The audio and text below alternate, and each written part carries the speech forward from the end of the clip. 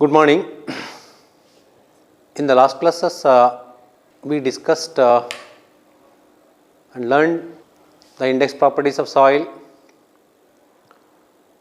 in detail. Then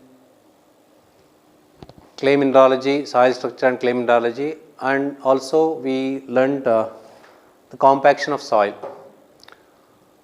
In between we worked out important numerical problems.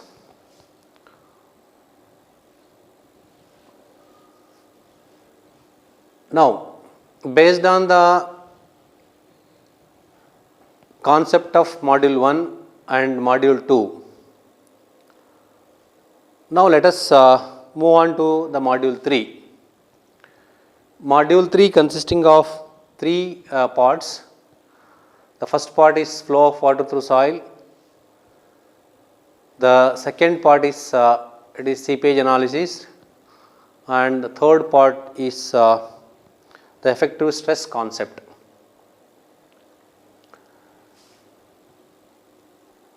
In the first module, we introduced the basic definitions, established the interrelationships, and even before taking up the terminologies and interrelationships, we understood that soils are broadly classified into 2 categories, namely coarse grained soil and fine grained soil based on particle size. As we proceeded further in index properties, based on each index property we could able to classify the soil as a coarse grained soil, fine grained soil. Then based on each index property we have differentiated soil. Now, in this module also, with respect to the particle size and also with respect to coarse grained and fine grained soil, we will differentiate or separate the soil particles. Now, coming to this flow of water through soil. Soil in nature generally solid particles, or soil is consisting of solid particles of varied sizes. When soil composing of soil solids of varied sizes, in between the particles there exist voids.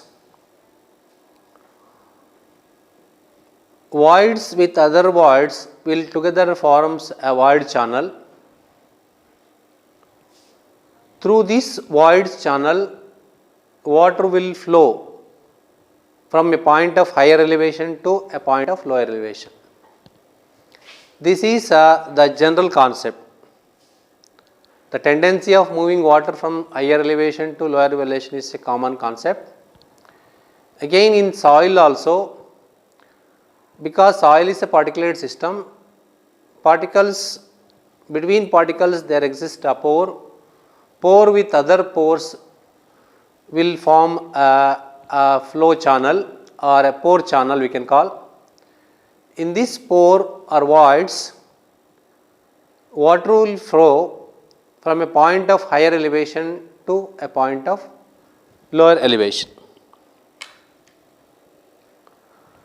Next, the property of soil which permits water to flow through its interconnected voids is known as permeability.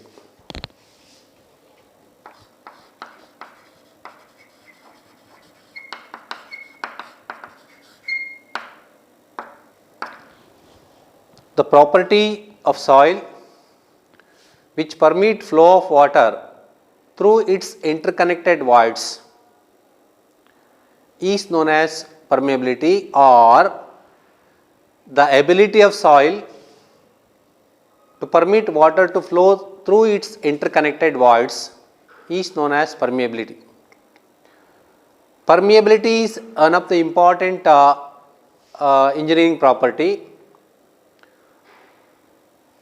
Civil engineers must understand what is the permeability and what is the permeability of soil in particular.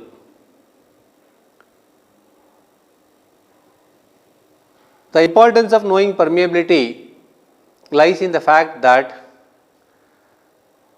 the efficiency of the structure and remedial measures to be taken before taking up the construction depends on the permeability of the soil. And we know that soil is everything. What are all the structures they are resting, all are on the soil, of course on the foundation, all foundations are resting on soil. Hence, it is very important to know about the permeability, and also it is very important to understand the permeability of every soil which supports various structures. This is more important in the case of the hydraulic structures which we deal. There it is the importance is to avoid the seepage of water. It is also important for all the structure. Again, the desired strength of the soil or the full usage of the property of soil is possible with a proper assessment of permeability of soil.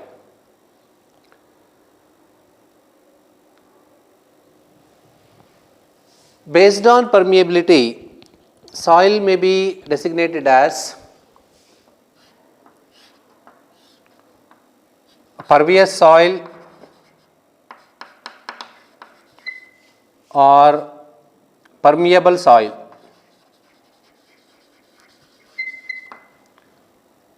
This can also be called as impervious soil or impermeable soil. The property of soil which permits flow of water through its interconnected voids is called as permeability. So, based on the permeability, soil may be designated as a pervious soil or impervious soil. Pervious or permeable soil is one which permit a flow of water easily through its interconnected voids. On the other hand, impervious soil or impermeable soil is one which do not permit water easily through its interconnected voids. Again, based on the permeability of the soil, again we can classify soil as a coarse grained soil and fine grained soil.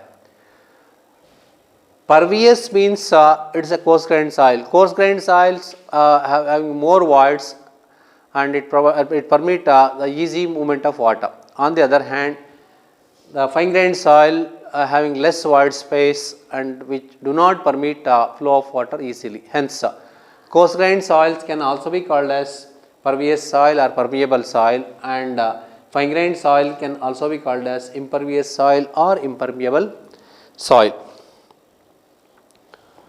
Next, flow of water may be a laminar one or a turbulent one.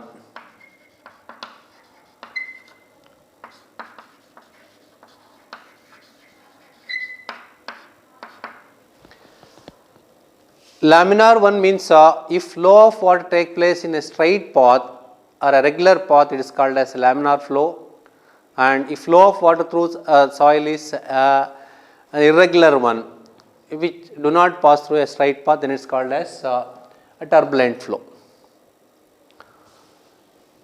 For all practical purpose, we do certain assumptions that we will discuss little later. Next, this flow of water through soil can be understood based on the Darcy's law.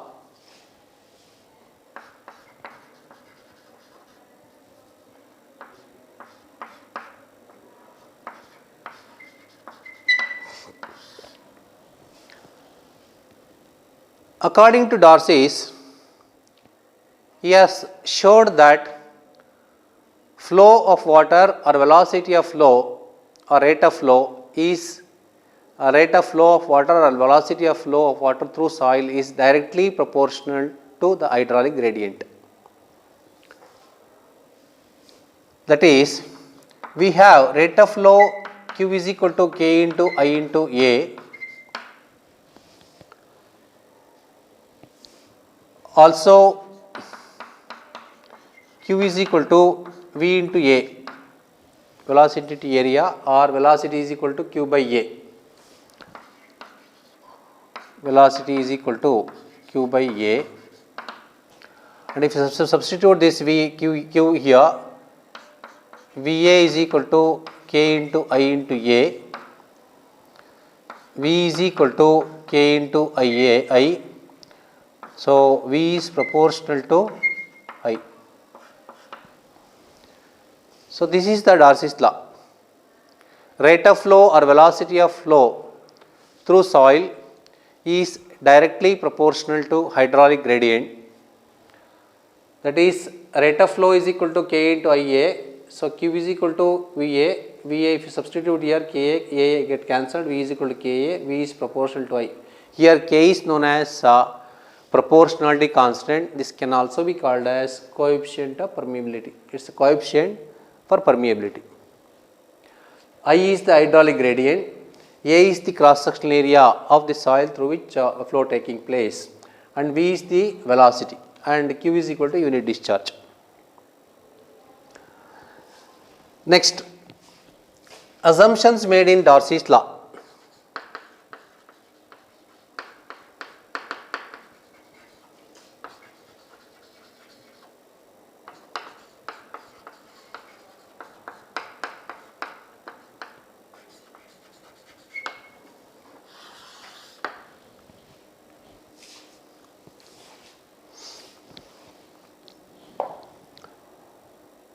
We know that the purpose of making assumption is to make the analysis easier.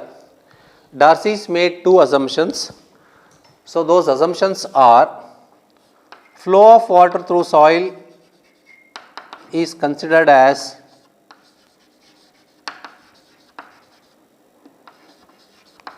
laminar. That is first assumption.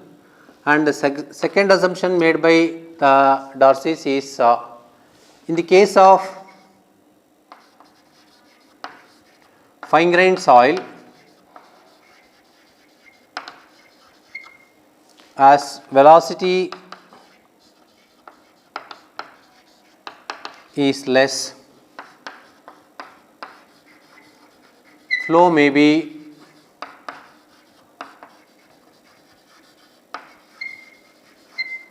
turbulent.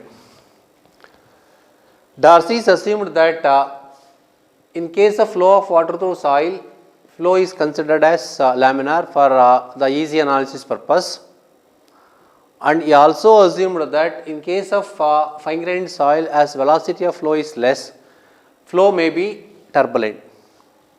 Then there are limitations here to use the Darcy's law. The first limitation is, in case of coarse grained soil,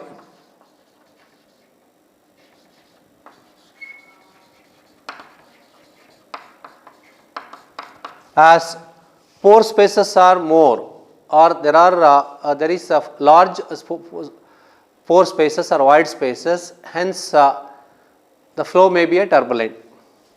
In case of very large coarse grained soil or very coarse grained soil, pore spaces are more, and hence flow may be a turbulent. The second limitation is,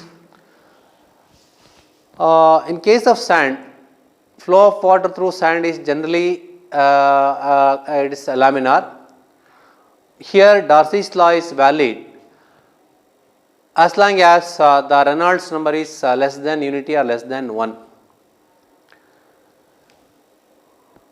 Because of the small range of the particle size, in case of sand, flow through sand is generally considered as a laminar, and here Darcy's law is valid as long as the Reynolds number is less than unity. And the third limitation is, as far a flow of water through is concerned in nature, generally the Darcy's law is well within the validity limit. So these are the three limitations and two assumptions. The first assumption is flow is considered as laminar. The second one is in case of very fine grained soil, because of less velocity, flow may be turbulent. Whereas in case of limitations, if the soil is very coarse grained soil, because of the more void spaces, flow may be a turbulent one. Secondly, in case of sandy soil, generally flow is a laminar one, and here Darcy's law valid as long as Reynolds number is less than unity. And in the third one is in general, it is flow through soil which we considered is it is there where the Darcy's law is well within the validity limit.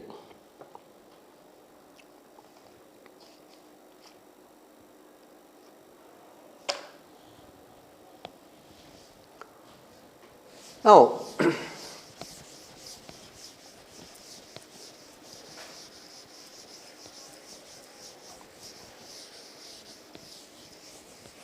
let us learn another important terminology. It is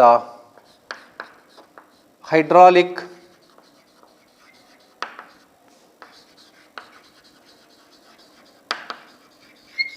gradient.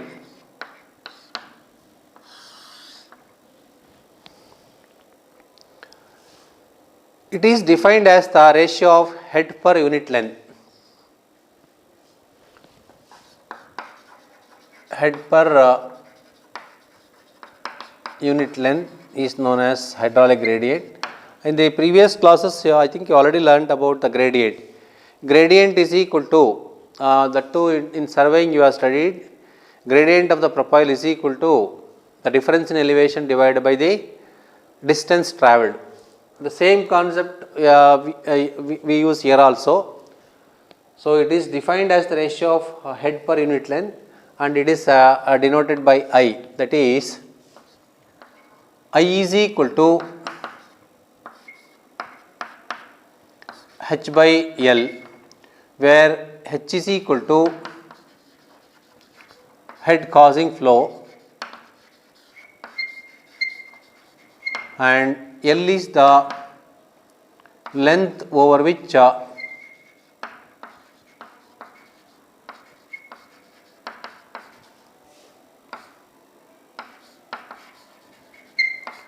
flow takes place,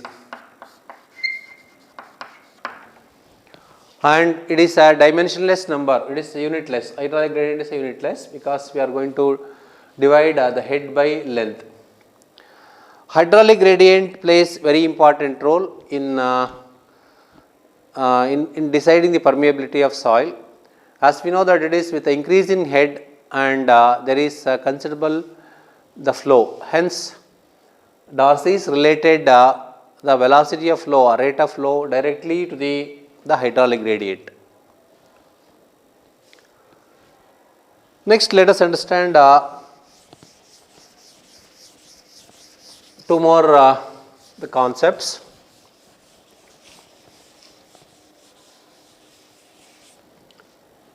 Superficial velocity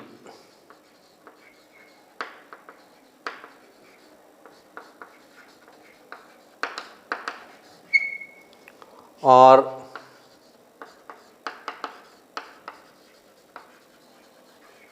discharge velocity.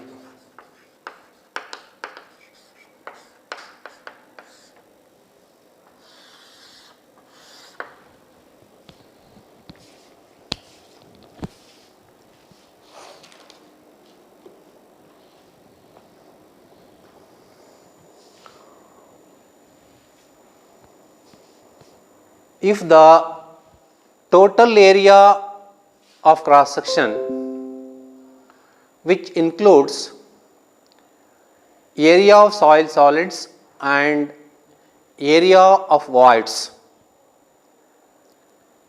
is considered in the calculation of velocity, then it is called as superficial velocity or discharge velocity. Repeat, if the total cross sectional area, which includes both the cross sectional area of soil solids and cross sectional area of voids is considered in the calculation of the velocity, it is called as superficial velocity or the discharge velocity. Then another term we can learn here is seepage velocity.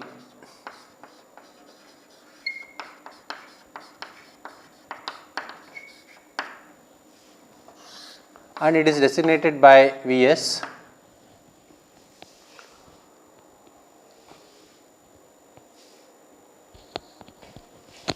It is known that we already discussed, in a soil particulate system, flow takes place through voids. Soil as a whole consisting of soil solids and voids. When flow taking place, flow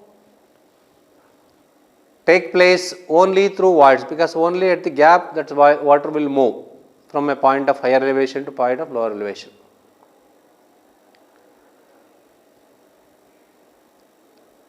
When generally it is flow through voids is more,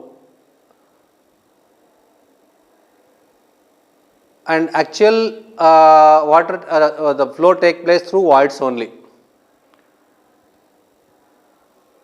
So, this actual flow of water and calculation of velocity through voids is more than the velocity which we calculated by considering the cross sectional area of soil solids and voids. This actual velocity is known as seepage velocity. Flow taking place through voids, actual velocity is more than the discharge velocity. This actual velocity, which is calculated by considering voids alone, is known as the seepage velocity. Always seepage velocity is more than the superficial velocity or discharge velocity, but in practice it is difficult to find out this seepage velocity or actual velocity. It is generally a theoretical term.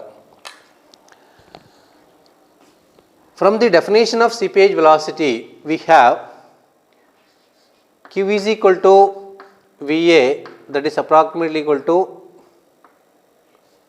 Vs and AV. That is, VA can be considered as Vs into AV. Therefore, Vs is equal to VA divided by AV. But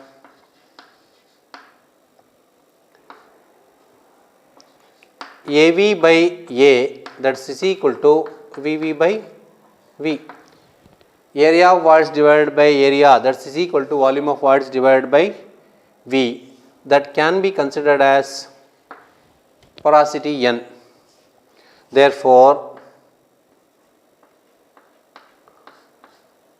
seepage velocity Vs is equal to inverse of this AV by A.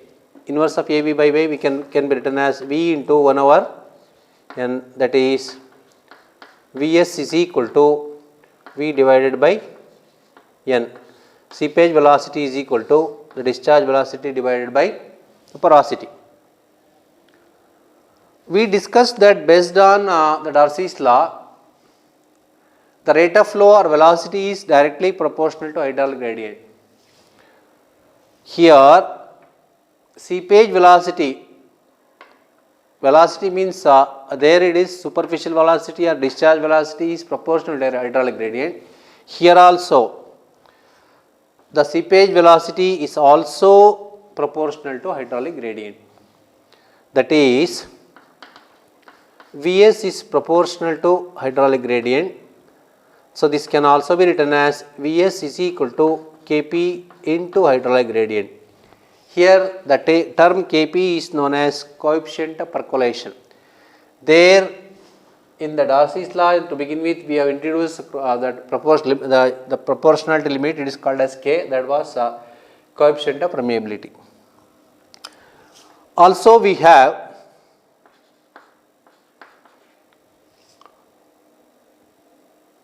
from Darcy's law it is V's discharge velocity is proportional to I, that is equal to V is equal to K into I.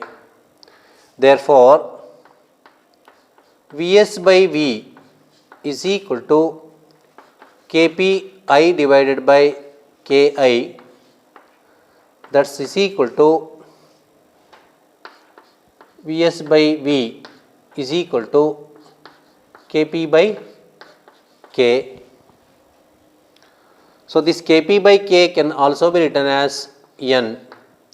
Therefore, Vs is equal to V divided by N.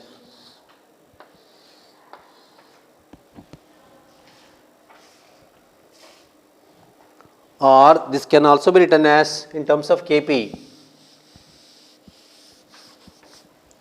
So, Kp is equal to K divided by N.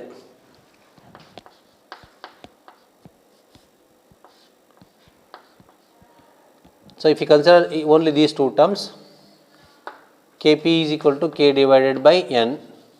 So, this is the relation for coefficient of percolation. So, we introduced the two terms here, V is equal to K into I. Here V is the velocity, K is coefficient of permeability, I is hydraulic gradient. We also introduced V is equal to Vs is equal to Kp into I. Here again Vs is equal to V is equal to discharge velocity or superficial velocity, and Vs is equal to seepage velocity.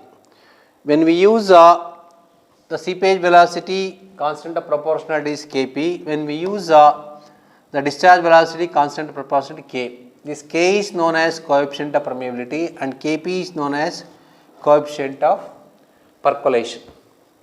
So, the difference between coefficient of permeability and coefficient of percolation is that, so when we express the permeability,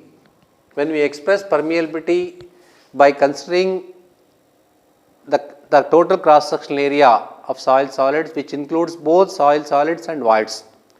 If we express permeability by considering soil solids, area of soil solids, both by considering total area of which includes soil solids and voids, it is called as the coefficient of permeability. If you express permeability by considering only cross sectional area of voids, it is called as coefficient of percolation. That is the difference between coefficient of permeability and percolation. Always coefficient of percolation has always the seepage velocity is more than the discharge velocity. Coefficient of percolation is always greater than the coefficient of permeability. So, this is the difference between the discharge velocity and seepage velocity, coefficient of permeability and coefficient of percolation. So, discharge velocity, seepage velocity. Discharge velocity is the velocity which is determined by using the cross sectional area of both soil solids and voids. Seepage velocity is the velocity which is calculated by using volume of that area of voids alone. Hence, seepage velocity is always more than the discharge velocity. When it comes to coefficient of permeability or permeability, so since we consider discharge velocity here, it is always it is the less, and here which we consider the seepage velocity, it is permeability is more. If you calculate permeability by using area of both soil solids and voids, is called as coefficient of permeability. If you calculate permeability by using voids alone, it is called as coefficient of percolation. That is the difference between discharge velocity, seepage velocity, coefficient of permeability and coefficient of percolation. We will conclude this class. We will meet in the next class for the next topic.